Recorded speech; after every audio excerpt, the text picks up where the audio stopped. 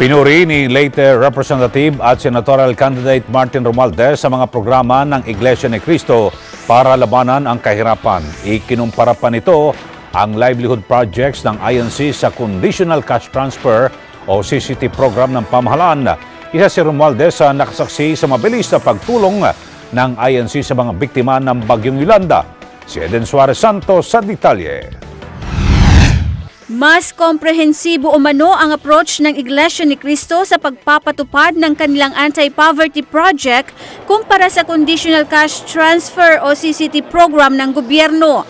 Ito ang pahayag ni late Representative at Senatorial Candidate Martin Romualdez, bunsod na rin ang magandang resulta ng mga proyekto ng INC para sa paglaban ng kahirapan.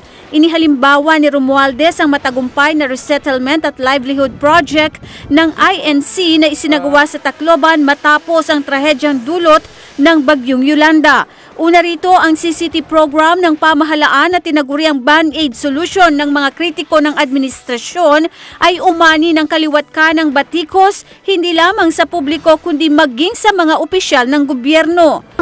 Anything to alleviate the impoverished kasi that's still basically top issue yan eh. Yung marginalized impoverished kasi di ba may tayong mga CCT. Pero mas parang mas nakita ko comprehensive na approach ng ng Iglesia ni Cristo kasi nakita ko yan sa Tacloban.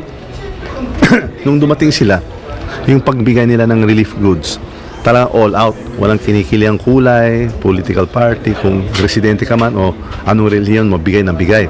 Pagkatapos, tahimik lang sila, nagko-consolidate sila ng over 1,000 hectares na resettlement site, not only for resettlement, but it would have farming, food processing, livelihood centers, and yung housing nila, hindi itong mga temporary, yung maayos talaga ng tirahan. May kapilya, may eskwelahan, kompleto eh. It's a complete whole township. Kaya naman tuloy-tuloy din anya ang kanyang pagsuporta sa mga proyekto ng INC sa paglaban ng kahirapan lalo na sa kanilang rehiyon na karamihan sa mga probinsya ay kabilang sa mga tinaguriang poorest of the poor provinces. Ayon kay Romualdez, nakita niya ang tunay na pagmamalasakit ng Iglesia ni Cristo sa mga kababayan nating mahihirap.